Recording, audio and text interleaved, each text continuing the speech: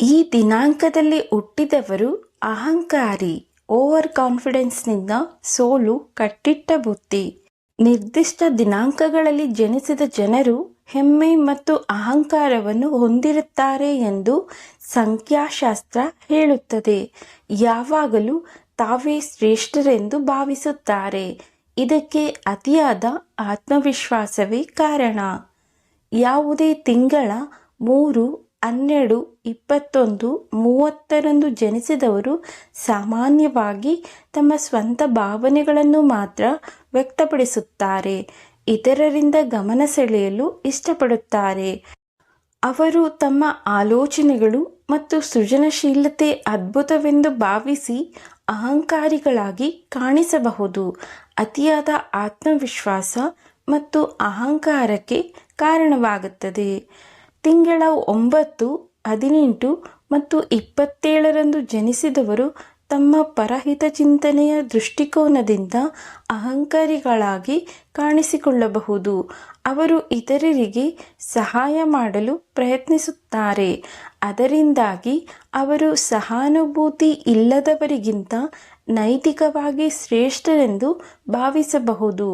ಇದು ಅಧಿಕಾರದ ಪ್ರಜ್ಞೆಯೊಂದಿಗೆ ಅಹಂಕಾರವನ್ನು ತೋರಿಸುತ್ತದೆ. ತಿಂಗಳ 8, 17 ಮತ್ತು 26ರಂದು ಜನಿಸಿದ ಜನರು ಸ್ಪರ್ಧಾತ್ಮಕ ಮತ್ತು ದುರಾಸೆಯ ವ್ಯಕ್ತಿತ್ವವನ್ನು ಹೊಂದಿರುತ್ತಾರೆ. ಈ ಗುಣಲಕ್ಷಣಗಳಿಂದಾಗಿ ಅವರು ಸೊಕ್ಕಿನವರಾಗಿರಬಹುದು. ಅವರು ಯಾವುದರಲ್ಲಿಯೂ ಯಶಸ್ವಿಯಾಗುವ ತಮ್ಮ ಸಾಮರ್ಥ್ಯದ ಬಗ್ಗೆ ಅತಿಯಾದ ಆತ್ಮವಿಶ್ವಾಸವನ್ನು ಹೊಂದಿರಬಹುದು. ಅವರು ಕೂಡ ಯಶಸ್ಸಿಗೆ ಶ್ರಮಿಸುತ್ತಾರೆ. ವಿಶೇಷವಾಗಿ ಇತರರು ತಮ್ಮ ಮಟ್ಟಕ್ಕೆ ಸಮರ್ಥರಲ್ಲ ಎಂದು ಅವರು ಭಾವಿಸುತ್ತಾರೆ. ತಿಂಗಳ 5, 14 ಮತ್ತು 23ರಂದು ಜನಿಸಿದವರು ಸ್ವತಂತ್ರ ಮನೋಭಾವ ಮತ್ತು ಸಾಹಸ ಪ್ರವೃತ್ತಿಯನ್ನು ಹೊಂದಿರುತ್ತಾರೆ. ಅಧಿಕಾರ ಅಥವಾ ಸಂಪ್ರದಾಯವನ್ನು ಧಿಕ್ಕರಿಸುವ ಮೂಲಕ ದುರಹಂಕಾರವನ್ನು ತೋರಿಸುತ್ತದೆ. ಅವರು ತಾವು ಶ್ರೇಷ್ಠರೆಂದು ಭಾವಿಸುತ್ತಾರೆ ಮತ್ತು ಸಾಮಾಜಿಕ ನಿಯಮಗಳನ್ನು ಮುರಿಯುತ್ತಾರೆ. ಆ ಸಂದರ್ಭಗಳಲ್ಲಿ ಅಹಂಕಾರವನ್ನು ತೋರಿಸಬಹುದು. ಈ ಜನರು ತಮ್ಮ ವಿಶಿಷ್ಟ ದೃಷ್ಟಿಕೋನಗಳಿಂದ ಇತರರಿಗಿಂತ ಉತ್ತಮರು ಎಂದು ಭಾವಿಸುತ್ತಾರೆ. ತಿಂಗಳ 1, 10, 19 ಮತ್ತು 28ರಂದು ಜನಿಸಿದವರು ಸ್ವಾಭಾವಿಕವಾಗಿ ನಾಯಕತ್ವದ ಗುಣಗಳನ್ನು ಹೊಂದಿರುತ್ತಾರೆ. ಅದಕ್ಕಾಗಿ ಅವರು ಅಹಂಕಾರಿಗಳಾಗುತ್ತಾರೆ.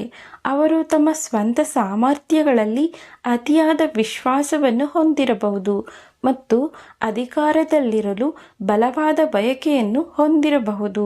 ಈ ಜನರು ತಮ್ಮ ಆಲೋಚನೆಗಳು ಮತ್ತು ದೃಷ್ಟಿಕೋನವನ್ನು ಇತರರಿಗಿಂತ ಉತ್ತಮವೆಂದು ಭಾವಿಸುತ್ತಾರೆ.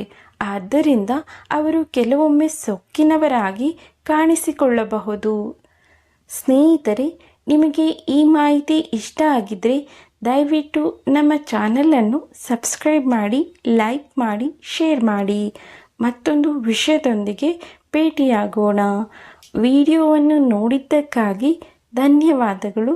ನಮಸ್ಕಾರ.